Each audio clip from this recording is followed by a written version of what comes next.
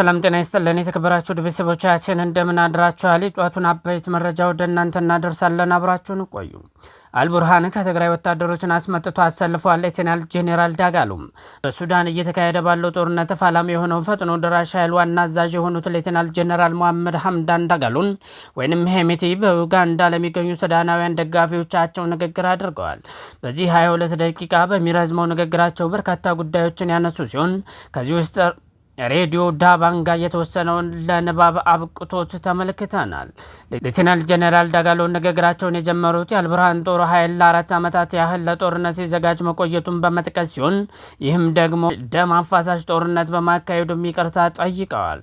ሲቀጥሉም እኛ ጦርነት ውስጥ በመግባታችን እጅግ እናዝናለን፣ ነገር ግን ክህደት ተፈጽሞብን ነው። ክህደት ለነሱ አዲስ ነገር አይደለም፣ አልቱራቢንም ክህደዋል በማለት ገልጿል። የሱዳን ፖሊስ ከጦር ኃይሉ ጋር ወግኖም ባለመዋጋቱ ምስጋናቸውን አቅርበው የህልውና ጦርነት በመሆኑ እየተዋጋን ያለው ለእናንተም ነው ሲሉ አስታውቀዋል።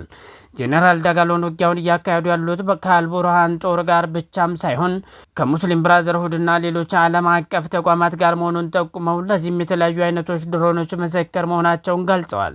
ንግግራቸውን በመቀጠልም የአልቡርሃን ጦር ከሶማሊያው አልሸባብ ጋር ስምምነት ፈጽሞ ይህ ስምምነትም በእነሱ ታንኮች ለመዋጋት ነው።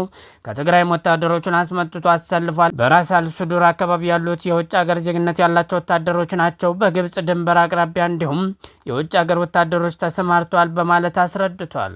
የጦር ኃይላቸው ከዋና ከተማ ካርቱም የለቀቀበትን ምክንያት ሲያብራሩ ደግሞ አልቡርሃን በደህንነት ኃይላችን ውስጥ ሰርጎ መግባት ችሎ ነበር። በዚያ ላይ ከፍተኛ መጠን ያለው ድሮንና የሐሰት ፕሮፓጋንዳ ስላሰለፈብን ነው በማለት ገልጸዋል። ጄኔራል ዳጋሎን ጨምረውም ከጎረቤት ሀገር ለአልቡርሃን የድሮን ድጋፍ ባይደረግ ኑሮ አሁን ጦርነቱ ተጠናቆ እንደነበር ጠቅሰው እኛም አሁን ፖርት ሱዳንን ጨምሮ መላ ሀገሪቱን እንቆጣጠር ነበር በማለት አስታውቋል።